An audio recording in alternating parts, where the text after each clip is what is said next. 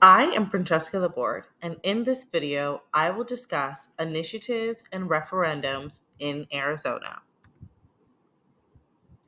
When we think about the history behind Arizona's constitution, we must first consider the thoughts that informed it. During the time of its creation, progressive views had spread throughout the nation. These views greatly influenced political practices such as the formation of Arizona's constitution. Progressives prioritized the voice of citizens and combated potentially abusive government and corrupt power by limiting monopolies and granting citizens powerful voting rights. For example, progressives advocated for initiatives or the right of citizens to form their laws. Conversely, they also wished to grant citizens the right to reject legislation through referendums. Less than one half of states allow citizens to exercise the power of constitutional initiative. A citizen seeking to exercise this right and amend Arizona's constitution must draft a petition and file it with the Secretary of State. Then they will gain clearance to circulate this petition around the state to gain signed support from 15% of voters. Once the Secretary of State confirms the appropriate number of signatures have been acquired, the petition will be voted on in the next general election. The initiative will become a confirmed addition to the Constitution if the majority of voters vote in favor of it.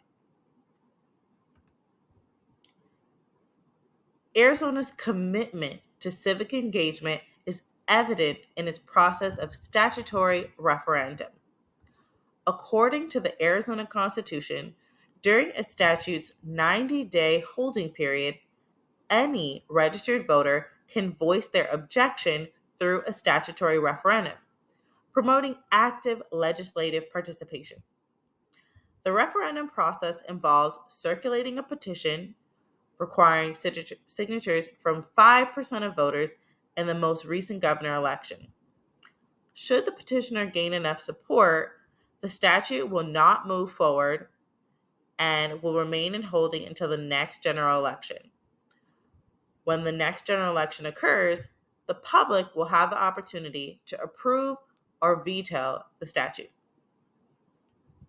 Note that the required number of signatures is much less for referendums than what is required for initiatives, with 10% being required for constitutional and 15% for statutory initiatives.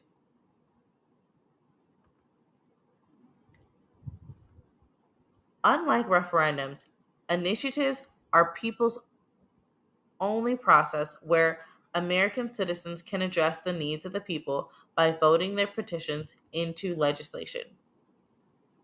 However, this process does come with a few hurdles. For example, as part of the initiative process, one must circulate their petition throughout the state and garner hundreds of thousands of votes in order to meet the signature requirement. While this may be a simple task for larger initiative campaigns, most common citizens do not have access to the capital necessary to compete. As a result, efforts by common Americans to incite change through constitutional initiatives typically come to a halt due to lack of support. Also, the government doesn't provide any framework or support to individuals seeking to draft a petition. Flaws in citizen written drafts can have costly ramifications should they gain support and pass them into law. A notable illustration of this point is the Fair District's Fair Elections Initiative, whose faulty draft led to years of costly litigation. Critics of the initiative and referendum processes also argue that initiatives leave states vulnerable for out of state influence. For example, wealthy individuals have spent millions launching initiative campaigns to influence Arizona state laws to reflect the ideals of their agenda, including drug legalization and fair treatment for farm animals. Although some of these initiatives have fallen short due to lack of voter support, the state of Arizona is still at risk of being influenced by non residents. Public officials can also exploit their power to launch their own initiatives when they fail to gain support in the legislature. Conversely, voter rights to initiatives and referendums foster a sense of connection and involvement among citizens. In line with direct democracy views, with the right amount of support, American citizens are able to govern themselves by creating legislation that most accurately reflects the needs and desires of the people. Referendums allow Americans to block the passage of legislation that violates the rights of citizens or simply doesn't reflect their needs.